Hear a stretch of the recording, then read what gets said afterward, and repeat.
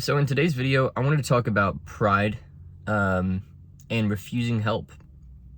You know, it's an interesting one. It's like, I can honestly say over the past year or two, I have neglected getting help from people that I know could help me.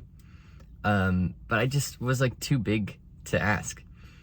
And it's so crazy, dude, how our egos do this to us, how our human flesh, our desire to feel right or to feel self-made or whatever.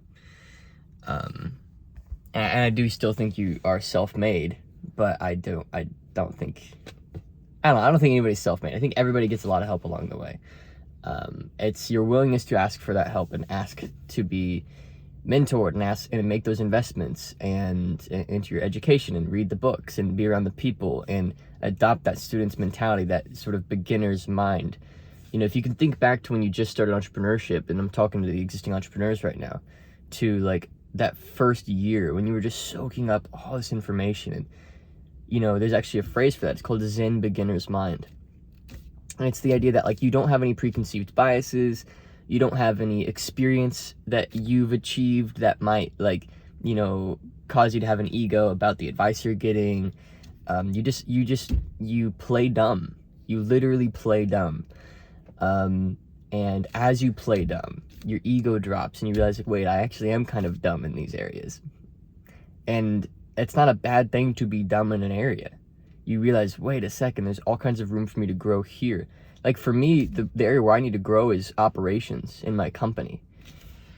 We can do $150,000, $200,000 a month as a company, but in order to do 500 or 700 or $1 million a month, that takes team operations. That takes a clean communication, expectation, incentive machine for my team and my company culture and everything. And that's one area where I'm really struggling to figure that out. And so I had to drop my pride, drop my ego, and get some help.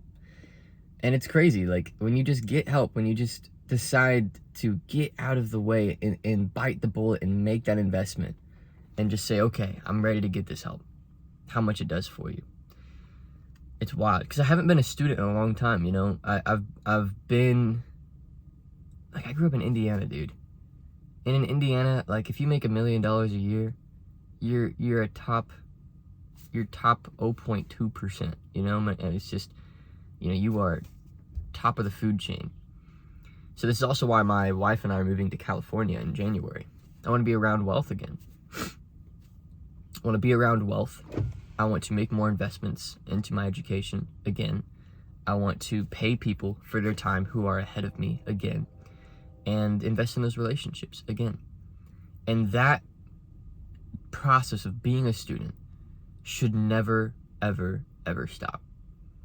And if there's one major mistake that I've made the past fiscal year, maybe just over, maybe a year and a half, it is thinking that I knew it all. And I really regret that. I really regret getting to that place in my head.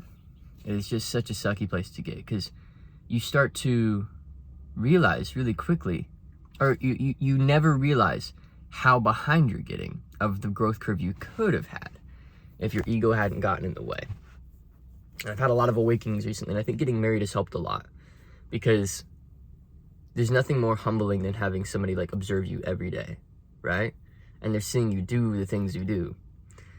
And it's almost like having somebody that's are you really everything that you say that you are? And I can honestly say, I think 90% of the way I totally am. But there's that 10%. There's that little 10% where I'm not all the things that I say that I am. And I'm not capable of the things that I think I'm capable of. And it forces you to come to terms with that and take steps backwards to solve those problems so that you can take bigger steps forward. So stay a student. Do not let go of a student's mentality. I'm talking to myself. I'm talking to the entrepreneurs who are already succeeding and think they know it all and think they're entitled to the results they see other people having. They think they're smarter than them. Why don't I have those results? Guarantee it's because they're doing something you're not doing, or they know something you don't know. Or there's an automatic response, a behavior that they've habitually created for themselves that you haven't created. So, just a little video for you today. Hopefully you enjoyed. And look, if you want any free resources, check out the pinned comment, TreyCochran.com/resources. It's just like on how to start your coaching business or take your existing coaching business, get it to that $100,000 to $200,000 a month level. It's just as far as I've gotten mine, so I can't claim to get people further. But we have had students that invest with us, use our stuff as a foundation, that now do like $600,000 a month, which is amazing to me. So if you want to be a part of that community, learn how we're doing that for our clients and students and everything, and you don't want to pay anything right now, totally chill. TreyCochran.com/resources. Link is in the pinned comment and in the description.